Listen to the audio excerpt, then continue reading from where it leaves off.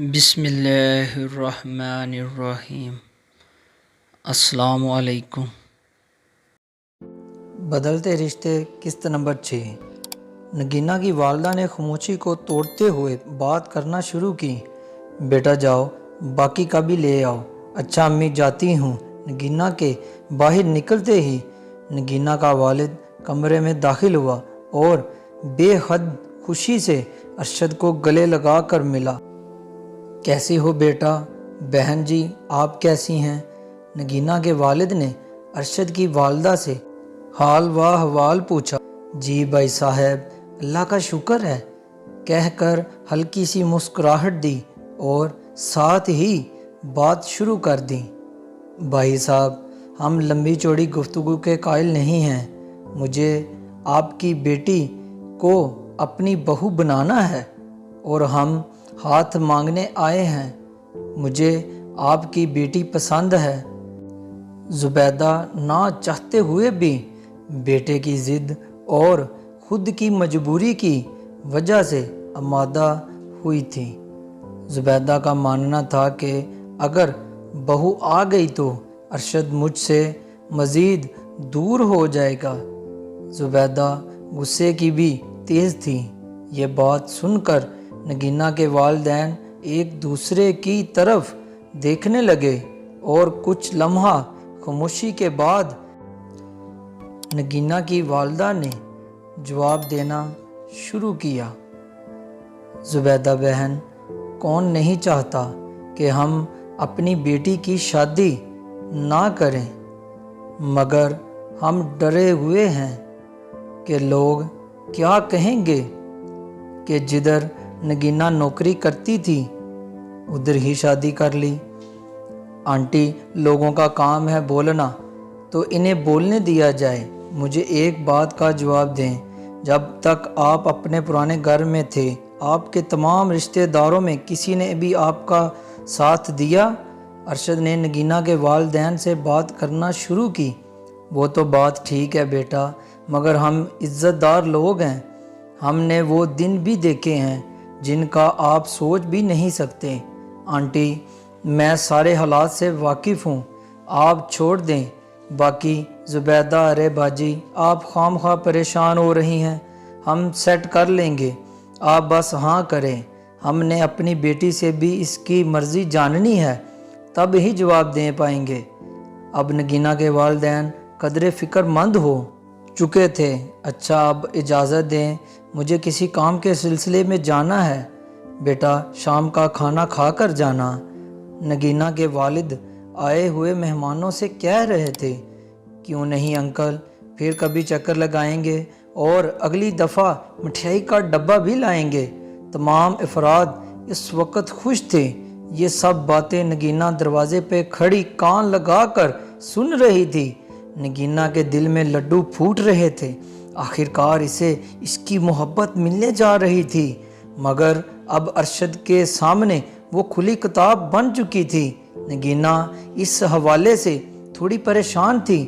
جیسے ہی ارشد اور زبیدہ باہر نکلے نگینہ ایک سائیڈ پہ ہو گئی۔ نگینہ اپنے کمرے میں آرام کرنے کی نیت سے گئی۔ اب وہ والدین کے آنے کا انتظار کر رہی تھی۔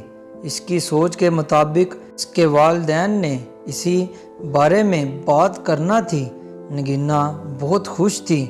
بیٹا ہم نے ضروری بات کرنی ہے، تمہارے باس آئے تھے رشتہ لے کر اور انہیں ساری بات کا پتہ بھی ہے۔ بیٹا اگر تم ہاں کرو گی تو ہم آگے جواب دیں گے۔ نگینہ کچھ لمحے سوچنے کے بعد والدین سے کہنے لگی، امی ابو آپ لوگوں کو حق حاصل ہے، جو آپ کا دل ہے وہ کریں۔ اگلی صبح نگینہ گھر سے بے فکر ہو کر نکلی، اسی سٹاپ پر کھڑی ہوئی جدھر ان دونوں کی پہلی ملاقات ہوئی تھی۔ آج نگینہ ارشد کا کافی دیر سے انتظار کر رہی۔ ارشد کا نمبر بھی بند جا رہا تھا۔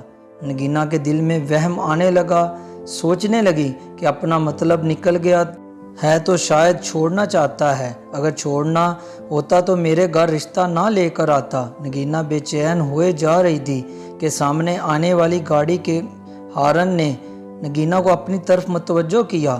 کار نہیں لگ رہی تھی۔ جب گاڑی نگینہ کے سامنے آ کر रुकी तो नगीना की जान में जान आई और जाकर गाड़ी में बैठ गई।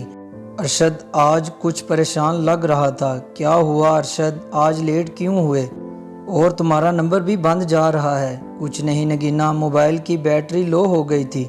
नगीना अम्मी नहीं मान रही। बस इस लफ्ज़ ने नगीना के होश उड़ा दिए।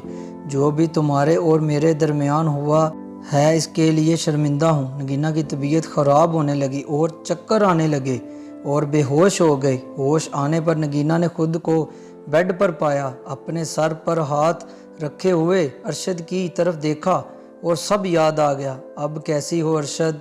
नहायत परेशानी के आलम में नगीना का हाथ अपने हाथ में थमाता हुआ नगीना की तरफ देख रहा था। नगीना अपना हाथ उसके हाथ से छुड़वाते हुए नागवार नज़रों से अरशद को देखकर मुंह फेर लिया। आपने जो करना था कर लिया, जाएं आप मुझे अपनी ज़िंदगी जी लेने दें। नगीना सख्त परेशान थी। वो ऐसा सोच भी नहीं सकती थी कि अरशद की माँ इनकार करेगी। अरशद ने नगीना को मुतमिन कर दिया था कि शादी मैं तुमसे ही करूँगा।